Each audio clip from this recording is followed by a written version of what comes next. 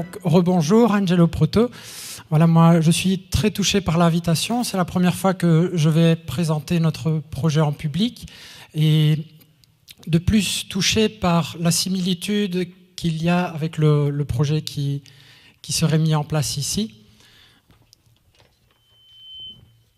Donc voilà, tout a commencé il y a quelques années. Moi, je travaillais à l'usine. Ma compagne est ostéopathe. J'ai un travail à côté comme indépendant complémentaire en tant que thérapeute. On a 2 enfants et à ce moment-là, on louait une maison avec un petit coin de potager 6 mètres sur 4. Et tout a commencé grâce à la rencontre avec Pierre Rabhi au travers le livre Le chant de la terre.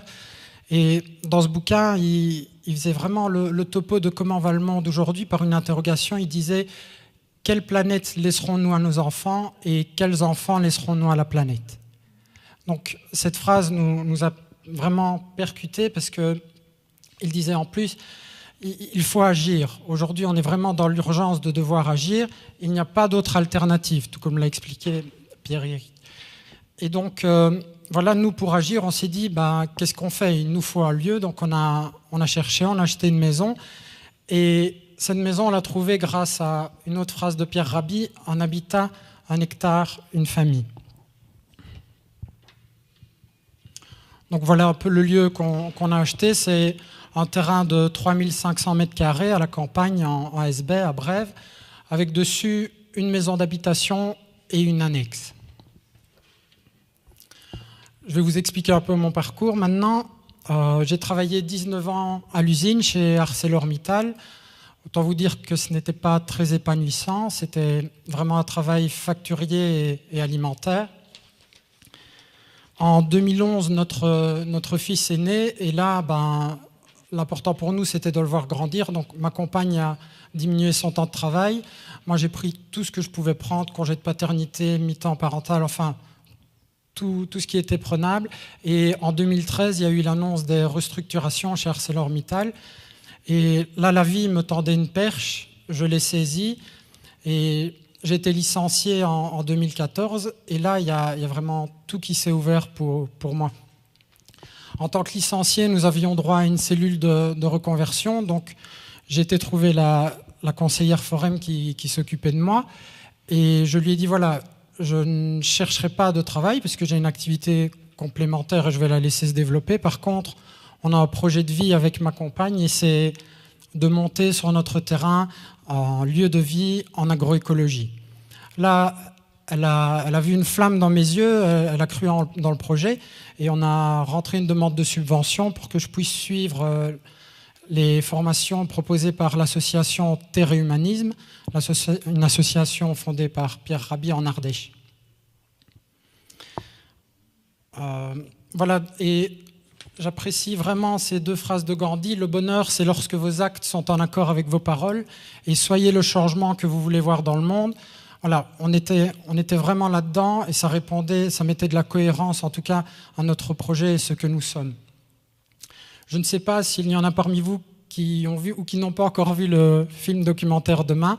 Voilà, je vous le conseille.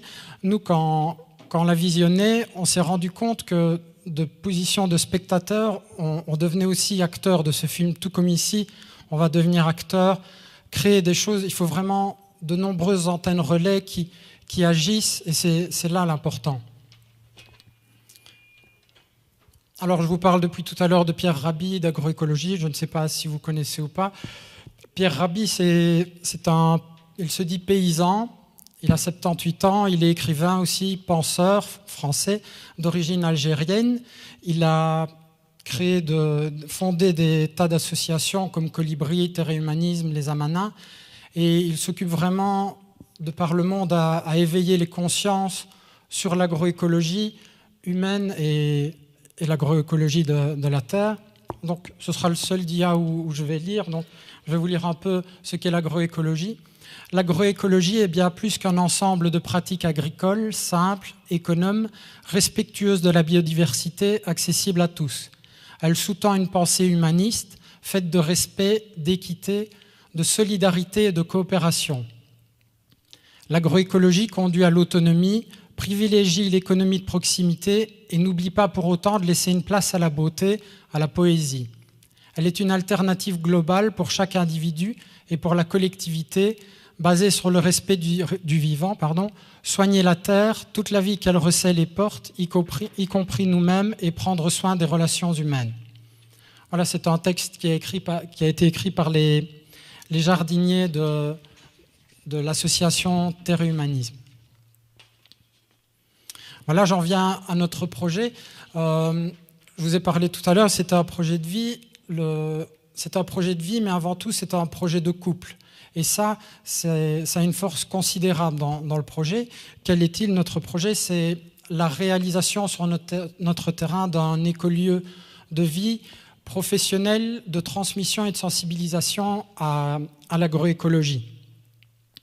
Voilà, on veut montrer comment on peut fonctionner autrement pour une famille avec une certaine autonomie et des moyens simples, et montrer aussi qu'on n'est pas obligé d'être des bobos ou des hippies illuminés pour que ça fonctionne, et qu'avec peu de choses, de simples principes, on peut parvenir à un résultat. Donc, le projet, ce n'est pas simplement pour nous. Nous, on est convaincus, un petit potager, ça nous suffirait avec quelques arbres fruitiers. L'important pour ce projet, c'est qu'il serve autrui, de l'enfant au senior. Et donc, pour réaliser ce projet, on a posé trois fondements: le bien de la terre, le bien de l'humain et le bien de l'être. Le soin de la terre, par le centre de formation en agroécologie, là où on ferait des stages de formation, des visites guidées hebdomadaires, des ateliers pédagogiques pour scolaires et parascolaires, et des ateliers de vacances pour les enfants aussi. Pour nous, l'agroécologie, ce serait aussi évidemment appliquer les pratiques d'agroécologie, vous en voyez quelques-unes sur la dia, et vraiment intégrer notre environnement pour ne pas le dénaturer. Tout est là, c'est faire avec ce qui est là et ne pas vouloir autre chose. Respecter la biodiversité dans laquelle on est. Donc le deuxième fondement, le soin de l'humain, ça ce serait par notre lieu de vie, l'habitation familiale, créer un lieu d'échange ou un lieu de passage où les gens peuvent venir se rencontrer, discuter sur des sujets communs. Et le troisième fondement, le soin de l'être, par nos cabinets professionnels et nos différentes activités de soins. Et on voudrait que les patients qui vivent des moments assez durs par moment, qu'ils puissent se retirer dans le jardin, se promener, créer vraiment une bulle dans leur quotidien et, qui sait, prendre une courgette ou une tomate au passage. Le nom de notre projet, on l'a appelé Innocuitaire. Innocuitaire, est né du mélange des mots innocuité et terre. Donc la définition du mot innocuité, c'est caractère de ce qui n'est pas nuisible. Nous, on voulait aller plus loin en disant notre volonté de faire aux autres ce qu'on aurait envie qu'ils nous fassent et de rendre à la terre, mère nourricière, lui rendre tout ce qu'elle nous donne.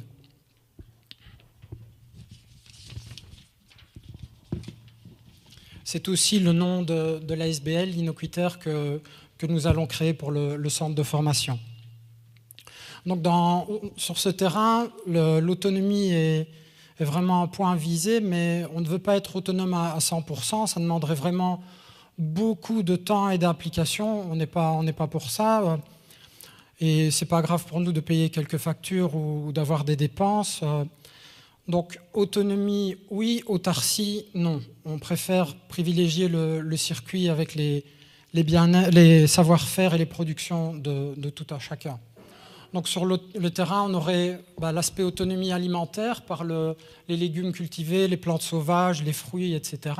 L'autonomie énergétique, on placerait une éolienne pour l'autonomie en électricité, et on a installé des citernes d'eau de pluie pour l'autonomie en eau alimentaire et sanitaire.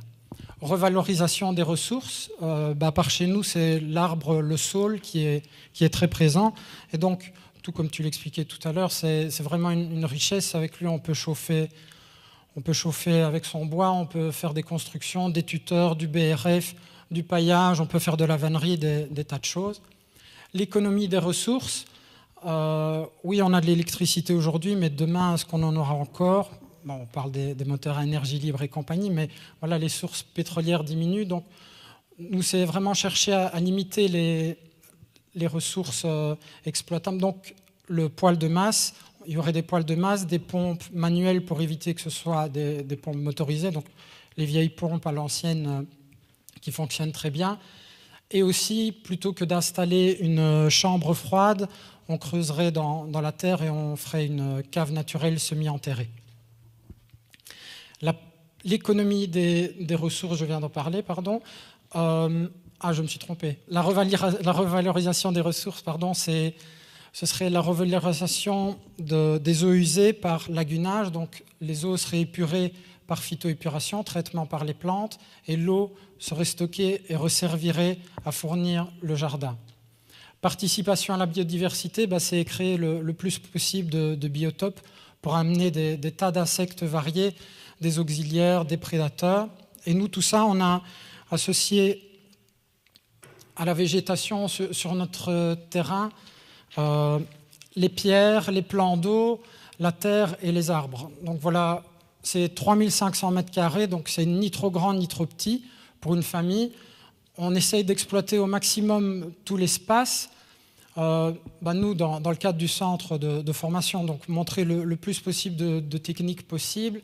Ici, par exemple, on a la maison d'habitation et l'annexe, un potager mandala, un potager surélevé, un verger potager, un petit bois. On va voir ça un peu plus en détail. Donc ici, on aurait place sud une serre avec un bassin de récupération des eaux de pluie pour garder une humidité constante dans la serre et ne pas avoir besoin d'apport en eau. Les fameuses pompes manuelles à l'ancienne. Toutes les surfaces de toiture, toutes les eaux de drainage sont récupérées et vont dans une citerne de stockage pour réapprovisionner l'ensemble du jardin. Pour la biodiversité, un muret pierre sèche. Ici, il y aurait le potager pédagogique pour les enfants, poulailler avec pièces de stockage de graines et silos enterrés pour les légumes racines, le bûcher pour l'autonomie en bois, un atelier abri de jardin. Ici, c'est le potager surélevé, donc on a fait des grands bacs circulaires. Un autre biotope, une rocaille avec un plan d'eau à l'intérieur au milieu du potager, vraiment pour varier les écosystèmes. Il y aurait une mare naturelle, une piscine naturelle, et ici le lagunage, donc la phytoépuration par les plantes. L'eau arrive dans une citerne de stockage pour réalimenter le jardin. Un auvent pour les bacs à compost, réserve de stockage de matière organique et pour les toilettes sèches. La fameuse cave semi-enterrée, la petite maison de Hobbit, là. Ici, donc, le verger potager, le petit bois, l'éolienne. Il y aurait des ruches, non pour la production de miel, mais pour réintroduire l'abeille. Dieu sait si on en a considérablement besoin pour repolliniser. On a installé une haie triple, une haie en 3 rangs, là, pour protéger du champ voisin, un champ conventionnel qui pulvérise assez bien encore tant que maintenant, pour créer de la ressource pour bois de chauffage, du BRF, et c'est un magnifique hôtel à faune variée. Et là, on aurait une petite salle de formation extérieure, le kiosque, là, un espace de retraite, l'éolienne. Voilà, ça ne se voit pas bien, mais il y a vraiment beaucoup de points d'eau différents pour varier les biotopes. Et là, ce serait l'annexe avec nos cabinets professionnels en un, la salle de formation au milieu et une future extension qui est privée tant que maintenant, mais qui serait dédiée à la salle de formation dans le futur. Donc tout ça est réalisé en autoconstruction, donc je gère beaucoup. Ça prend beaucoup de temps, donc on ne sait pas dire combien de temps ça va durer pour pouvoir ouvrir les portes.